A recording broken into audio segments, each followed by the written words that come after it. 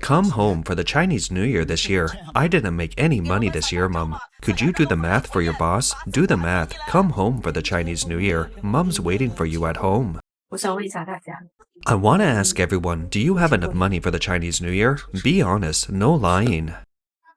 The 2026 Chinese New Year is approaching, but due to the continued economic downturn and sluggish consumption in mainland China, streets and shopping malls are deserted. In the past, the New Year period was filled with constant promotions and bustling activity, but now goods are displayed, yet few people stop to look. In the past, no matter how far the journey or how difficult it was to buy tickets, people would squeeze onto crowded trains just to return home and reunite with their families. But in the past 2 years, more and more people have chosen to stay in the cities where they work for the New Year. This is less a voluntary choice and more a helpless response to reality. People these days are so patient. It's almost Chinese New Year. Today is the 17th of the 12th lunar month, and nothing's moving, nothing's being sold. You'd think even bean sprouts aren't selling? You'd think that pork ribs, lobster, abalone, plus bean sprouts, that's a great dish for the New Year, right? But the bean sprouts aren't moving either. Nothing's moving. Even the butcher isn't selling anything today. It's hilarious. Sigh. This year's Spring Festival might be the quietest ever. Look at the working class this year. They're no longer so determined to go home for the New Year. What used to be everyone's expectation of returning home has turned into a sorrowful expression. What used to be door-to-door New Year's greetings has now become a popular form of online greetings. The lively gatherings around the dinner table are gradually being replaced by family trips. The once brightly decorated Spring Festival may be stripped of its rich, traditional flavor. Why is the Chinese New Year losing its festive spirit?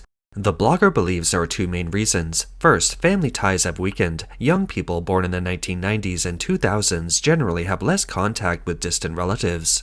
Second, the sharp drop in housing prices has reduced the wealth of middle-class families. The poor economic environment has made many people more cautious with their spending. It's 7:22 p.m. on January 30th, 2026, and there's nobody here. The once bustling Dayong department store is now almost deserted. Chinese New Year is approaching, it's the last month, and there's still nobody here. The blogger lamented, Chinese New Year is almost here, and there's nobody on the streets. How can they do business? It's almost the end of the year, and we're broke again. Break up again? Yeah, and the worst part is we're $300,000 in debt. What to do this year? I don't know either. What's there to be afraid of? We've gotten through every year like this, haven't we? It's been like this year after year, 5 or 6, 7 or 8 years already. Every year I say I'll make money and turn things around, and then year after year my pockets are empty again. Yeah, no money in my pocket. Ugh, really, these past few years it feels like the harder I try, the less money I have. Cancel the Lunar New Year. I really don't want to celebrate it anymore, and I don't want to visit relatives. First, I feel like the Lunar New Year is all about spending money. Everyone says, whether you're rich or poor, you go home for the New Year. But how can someone like me, with a family, possibly do that? Being poor is essentially being unwelcome. Now, the Lunar New Year is just a competition of who has the biggest wallet. Everyone flatters the rich and powerful. The old friendships and sincerity are gone. The blogger says another reason he dislikes the Lunar New Year is that as soon as he returns to his hometown, all sorts of headache-inducing questions arise. Relatives and friends always ask how much money he earned this year and what kind of work he does. Sometimes he even unconsciously compares themselves to others. If their income is higher, they immediately feel a sense of superiority. We ordinary people really shouldn't go home for the Chinese New Year, especially those who haven't earned any money and have no money in their pockets. It's like a massive disaster. I haven't gone home for Chinese New Year for 8 years, and I still don't really want to this year. I've been divorced for 9 years and remarried for 1 year. In all those years since my divorce, I've only gone home for Chinese New Year once. That experience is something I'll never forget, the feeling of not having money to go home for Chinese New Year.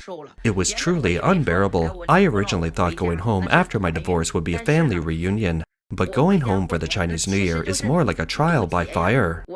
The blogger said that upon returning home, a host of practical problems immediately confronted her, the first and foremost being money. Even if she was short of cash, she still had to buy her parents something for the New Year. After all, it was the New Year's holiday. Not to mention the children of distant relatives. She couldn't just leave red envelopes for her own siblings' children. What could she do without money? Add to that the inevitable visits to relatives and friends during the New Year. in all the social obligations which all require money. The blogger mentioned one time when she went home and had almost no money in her pocket. Her mother's phone had broken and she wanted to get a new one, so she asked the blogger to go with her. The blogger's heart sank because she couldn't even afford the cheapest phone. That feeling of embarrassment remains unforgettable. From then on, she stopped going home for the new year and instead stayed alone in her rented apartment. Today is the 15th of the 12th lunar month and our wholesale market is still so empty. What should we do? We've stocked up on a huge amount of nuts. You all said you'd come in a few days, but are you still coming? We bought our house at the end of 2022, taking out a $120,000 mortgage and then diligently paying it off for 3 years.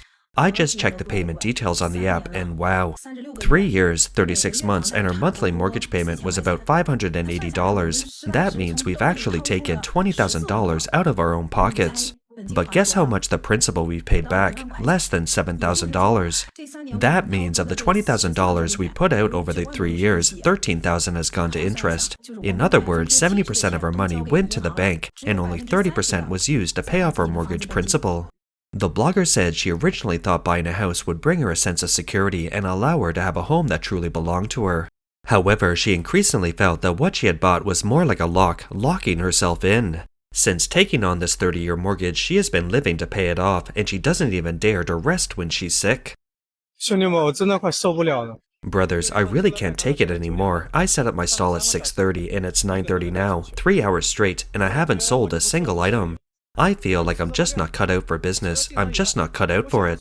Besides, working in a factory, I can't think of any better way out. I'm carrying everything alone. No one's guiding me, no family support. No matter what I do, I can't make money. The rent is due soon and I'm getting debt collection messages from the bank. How am I supposed to live? Why can't this world accept me? Let's see how many people can actually scrape together $700 for Chinese New Year. No bragging allowed. It's almost the end of the year. Time to face reality. I'm sorry I'm 35 now and I'm reached an age where nobody cares about me anymore. Becoming a middle-aged single man. Today is the 18th of the 12th lunar month and the new year is just over 10 days away. I don't dare go back home, I don't dare go into the village, and I don't dare face my parents. I always feel guilty towards everyone around me. It's not that I don't want to find a partner, I just really can't. That's the reality. There are just too many single men like us. The blogger said that people often say, whether you're rich or poor, you should go home for the new year. But he felt a mix of emotions. For him, going home for the new year wasn't just about having money, but about having the courage to face his family.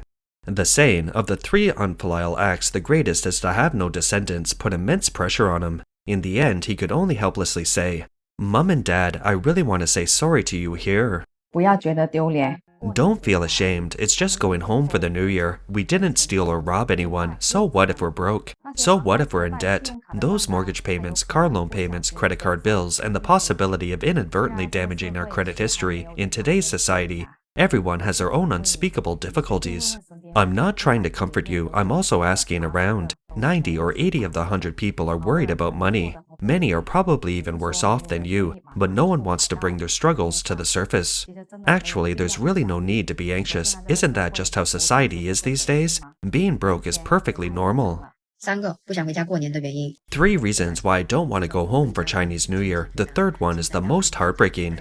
The first is the financial burden of going home for the new year. Given the current economic climate, most people aren't earning much money. The round-trip train tickets and red envelopes, gifts you give, and the gifts you prepare for visiting relatives, all of these can add up to 2 months' salary. The second is that going home for the new year inevitably involves gossip from relatives, and most of the conversation will revolve around how much money you made this year. Whether you have a partner and when you plan to get married, it's like a large-scale interrogation. The blogger stated that the third reason is that every time she goes home, the first question her parents ask is never, "Are you tired from work?" but rather, "How much money did you earn this year?" Sometimes her parents even make her bring her younger sister to work, which puts a lot of pressure on her. Additionally, she is also very afraid of relatives and friends asking, "Have you found a partner yet?" If she doesn't have a partner, everyone gives her advice, saying that if she doesn't get married now, things will be terrible later, which makes her feel upset and anxious. The quietest city in Guangdong during the Spring Festival is neither Guangzhou, nor Dongguan, nor Zhangjiang. So which city in Guangdong is the quietest during the Spring Festival? Let's take a look at the top 5 quietest cities in Guangdong during the Spring Festival. Shenzhen is number 1, followed by Zhongshan, Dongguan, Huizhou, and Foshan. 今天又到了还房贷的日子。 Today is mortgage payment day again. We pay $580 every month. Our current apartment, purchased in 2019, is near the 3rd Ring Road in Foshan. It's 94 square meters total with an internal area of only 80 square meters, just enough for a family of 4. When we bought the apartment, both the price and interest rates were relatively high. We rushed into it because of our child's schooling. My husband spends most of his monthly salary on the mortgage, with only a small portion for live-in expenses. Since our eldest child was born, I've been a full-time stay-at-home mom, so the financial burden has fallen entirely on my husband. After picking the kids up from school, I start preparing dinner. The blogger said that when she first got married, she wasn't very good at cooking, but now she's gradually learning to make more complicated dishes. Her husband works hard outside to earn money while she stays home to take care of the children.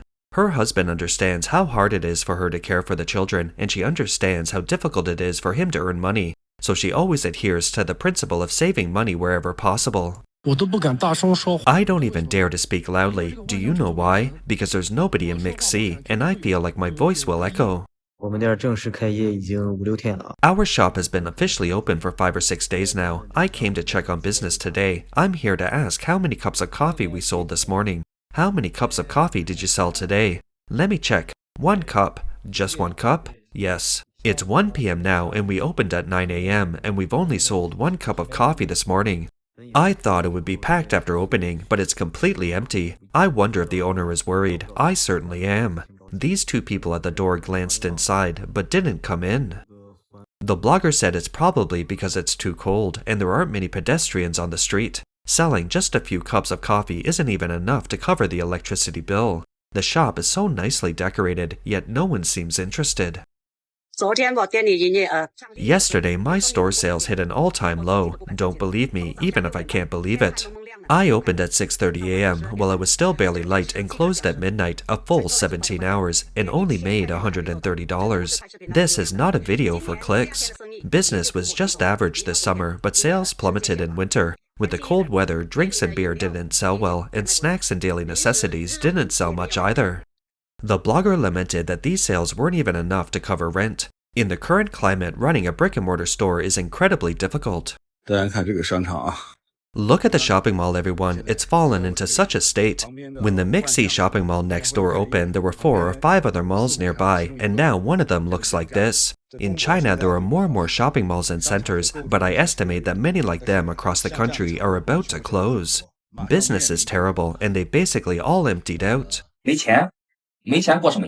No money? How can you celebrate the New Year without money? Everyone else relies on their parents, their year-end bonus, or their last paycheck before the New Year. What are you relying on? A loan or the wind? While everyone else is resting, you should be thinking about how to make money, not about going home for the New Year. If you don't have money, how will you maintain your relationships with family and friends? With words. So, have we looked online for some business tips before the New Year? How to make money, how to improve ourselves, right? Maybe we could set up a street stall, maybe do a live stream. That's all for today. If you enjoy our content, please give us a thumbs up, subscribe, leave a comment, and share it with a friend. We appreciate your support, and we'll see you next time.